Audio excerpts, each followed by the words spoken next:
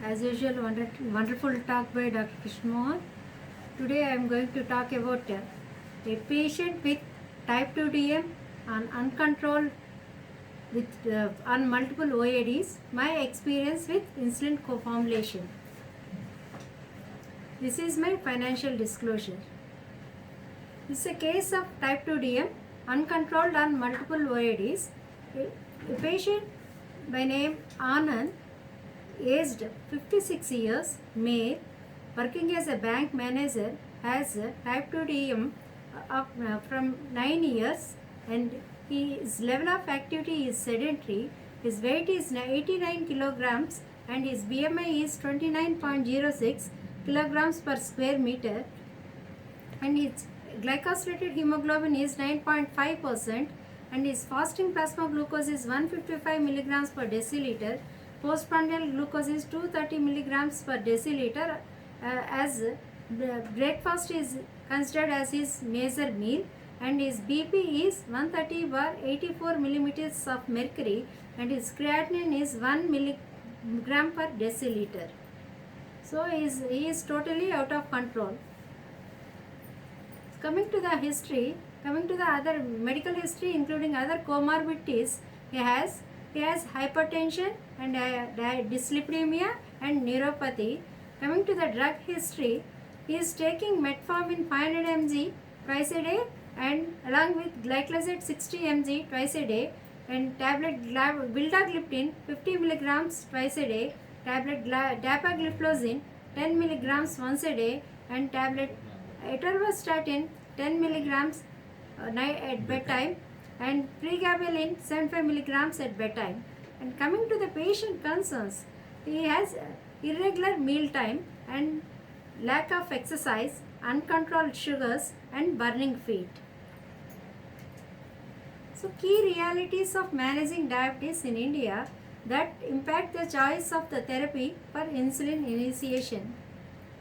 One is high carbohydrate diet and high postprandial glucose levels, and patients uncontrolled on multiple OADs need for simplicity and convenience. So can once a day basal insulin can cover all these four factors and control the glucose levels? I think it is no. Be suitable. So once a day basal insulin be suitable in case of high carbohydrate? No. High carbohydrate diet, it is no. Offer direct control of postprandial glucose? No. Be suitable in case of delayed insulin therapy? No. Coming to offer convenience at insulin initiation with direct total, that is fasting and postprandial glucose control? No. Basal insulin once a day does not fulfill all these criteria in this case. So, do we have a solution to address these Indian realities of type 2 DM management? So, co-formulation or the basal plus insulin is an ultra long acting insulin degludec with rapid acting insulin aspart. In the formulation of idagasp contains insulin degludec 70% plus insulin aspart 30%, existing separately in one formulation as dihexameric form of insulin degludec and in hexameric form as insulin aspart. In the subcutaneous depot, idagasp co-formulation, insulin degludec exists as dihexameric form, insulin aspart as hexameric form. When injected into the subcutaneous space, the phenol diffuses quickly and insulin degludec dihexamers link up via single side chain contacts to form long multi-hexamers, and insulin aspart monomers are released into the circulation rapidly, whereas zinc diffuses slowly, causing the individual hexamers to disassemble releasing monomers slowly. That is the basic pathology mechanism for the insulin degludec for ultra long action. Insulin degludec aspart is a 2-in-1 solution that offers total control and suits Indian realities of type 2 DM management. This graph shows time in hours on x-axis and glucose in range on y-axis. Orange color shows the prandial component and green color shows the basal component. Here Ida gas started with 0.6 units per kg body weight. So prandial component was taken care by the insulin aspart, that is orange color, with hike in the blood glucose was taken care by the mealtime control with insulin aspart, and flat and stable control with insulin degludec throughout the 24 hours. More than 24 hours it will take care of the blood glucose levels. So coming to the indications for using Ida gas, start and stay therapy. Patients uncontrolled on oral anti-diabetic drugs, and patients uncontrolled on basal insulins, and patients uncontrolled on premix insulins, patients uncontrolled on basal plus bolus therapy. And coming to the patient type, type 1 DM or type 2 DM more than 18 years, elderly with type 2 DM, type 2 DM with renal or hepatic impairment, type 2 DM with other comorbidities. We can start with Ida gas. Coming to the RSTA and ESA clinical practice recommendations 2020 for the management of type 2 diabetes mellitus, once daily Ida gas is recommended as a choice for insulin initiation.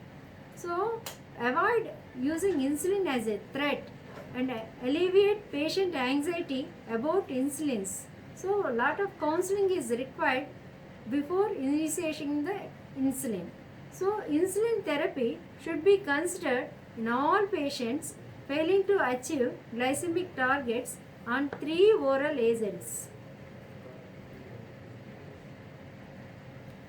So despite similar fasting plasma glucose reduction with basal insulin, and fewer Asian patients achieve target HbA1c as compared to the non-Asians.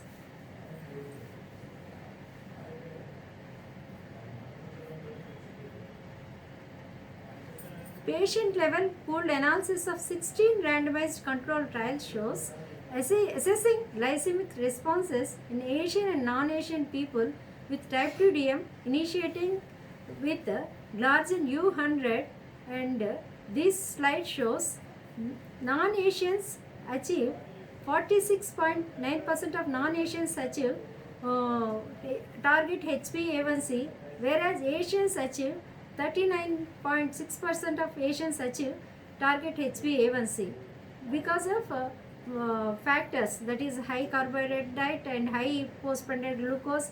All these factors cause for not achieving the target HbA1c with the basal insulin. So the prandial component needs to be addressed in Asian Indians. So no significant difference in dose requirement. Coming to the insulin initiation, once a day insulin degludec aspart versus once a day insulin Glargine U100. This study is conducted from 0 to 26 weeks with 296 patients, insulin naive T2DM patients. Which insulin to choose when patients are uncontrolled on OADs? So 147 patients were put on insulin degludec aspart plus existing OADs, and 149 patients were put on Glargine U100 along with the existing OADs. So coming to the results. So this left-handed slide shows there is superior HbA1c reduction seen with insulin degludec aspart when compared with the insulin Glargine U100, that is 1.4% superior HbA1c reduction. Whereas coming to the fasting plasma glucose, there is similar control in both cases with insulin Glargine as well as insulin next ఇదే పెరుగుతుందా అది తీస్తాం. ఇది రావటం లేదు. ఐడా gas.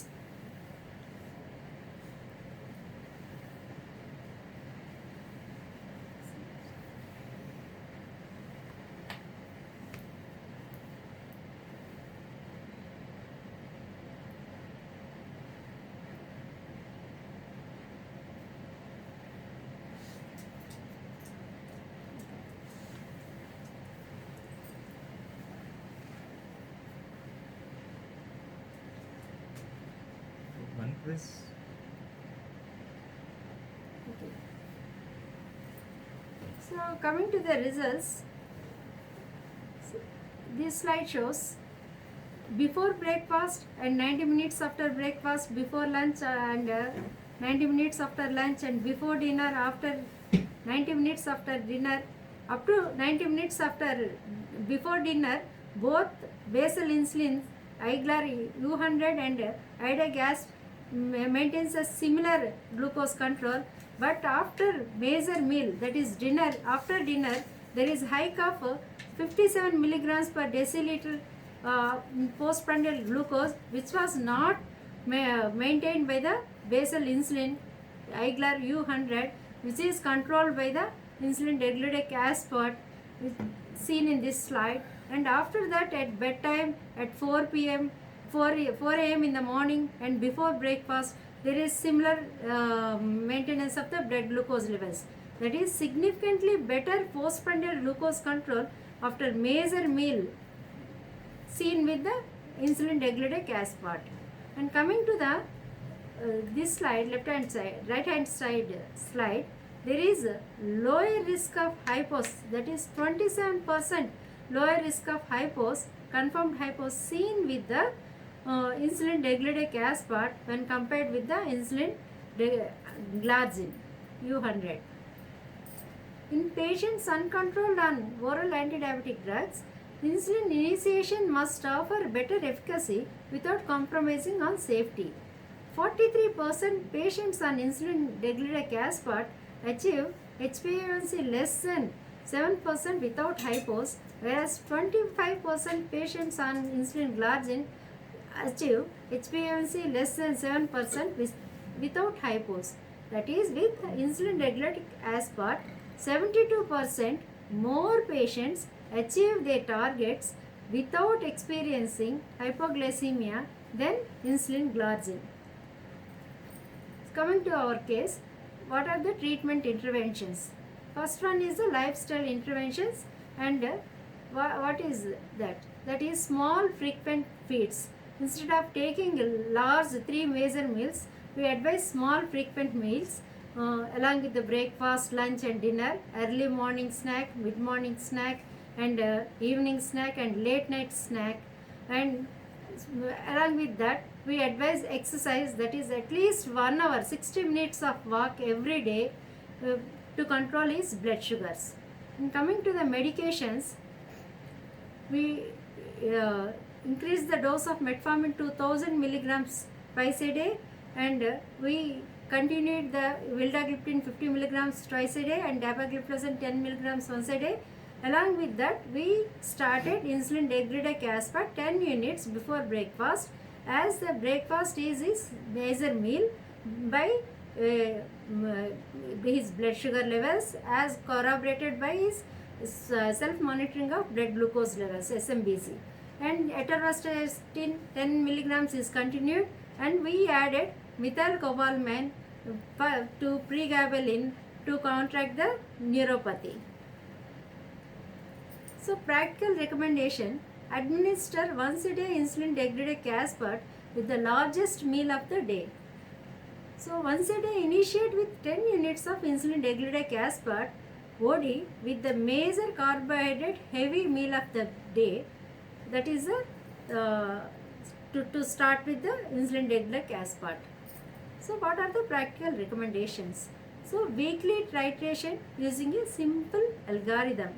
Identify your patient's fasting plasma glucose target and adjust the insulin degludec aspart dose every week by 2 units increments or decrements.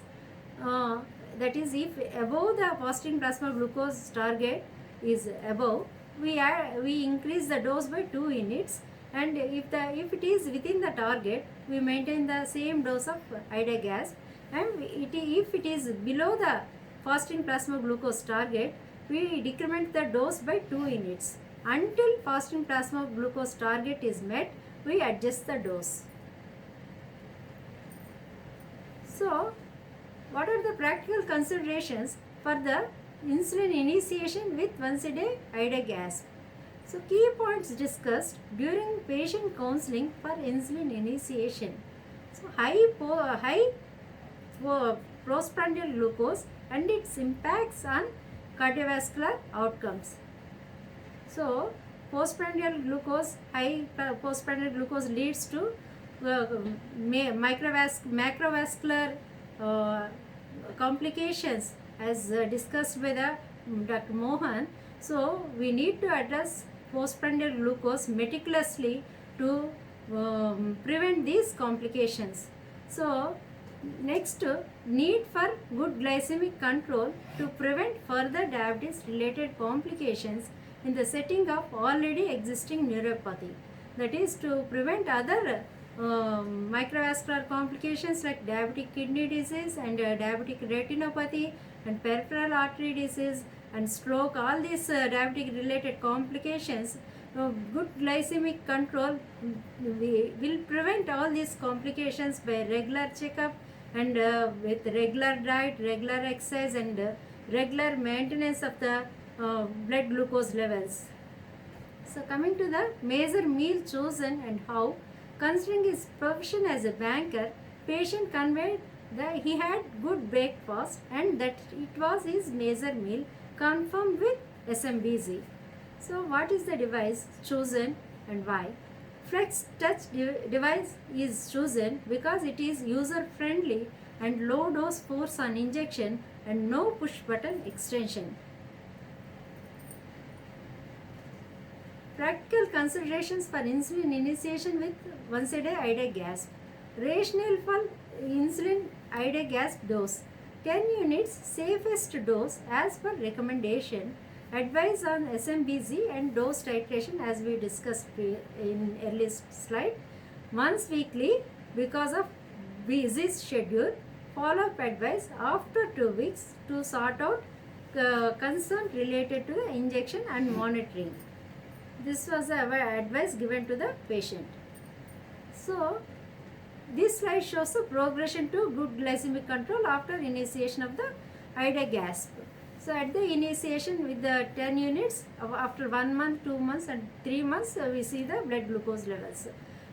Fasting plasma glucose at the initiation is 115, after 1 month is 130, 2 months 115, after 3 months 112, post breakfast is 230 at the initiation, and it come down to 190 after 1 month and 176 after 2 months and 168 after 3 months, and pre-lunch is 154 after 2 months and pre-dinner is 160 after 2 months, and his glycosylated hemoglobin from 9.5% to come down to 7.4%, and his body weight is 89 kilograms at the initiation, 89 after 2 months and 88 after 3 months.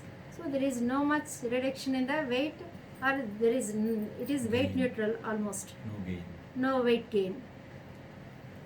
So learnings from this case. Proper counseling can help overcome the inertia related to the insulin initiation. It is important to address any apprehension about dosing, titration and risk of hypoglycemias. And to achieve good glycemic control, it's also important to control postprandial glucose levels, and patient achieve desired control with safety on once a day idagasp. This is a Flex Touch device of idagasp. It contains the pen cap, and this one is the large, easy to read scale and end of the dose confirmation for patient confidence, and the only pre-filled insulin pen with no push button extension. So easy touch button with low injection force. Even the elderly people can easily inject this without difficulty.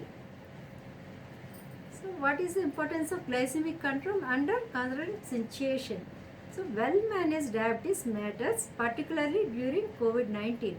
According to the according to American Association of Clinical Endocrinologists, diabetes and high glucose levels are associated with increased complications, respiratory failure, and mortality in hospitalized patients with COVID-19.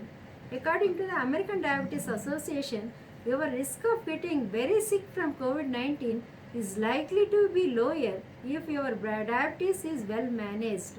According to the International Diabetes Federation, people with pre-existing medical conditions such as diabetes, heart disease, and asthma appear to be more vulnerable to becoming severely ill with the COVID-19 virus.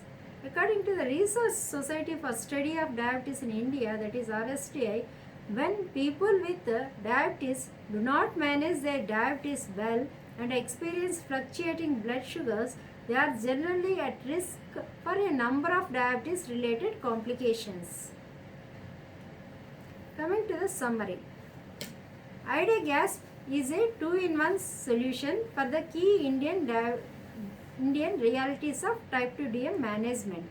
One is high carbohydrate diet, high postprandial glucose levels, patients uncontrolled on multiple oral antidiabetic drugs, and need for simplicity and convenience. Only choice is once a day Ida-Gasp for total control. Ida-Gasp tackles high carbohydrate diet of the major meals, and Ida-Gasp provides total control of both fasting and postprandial glucose levels.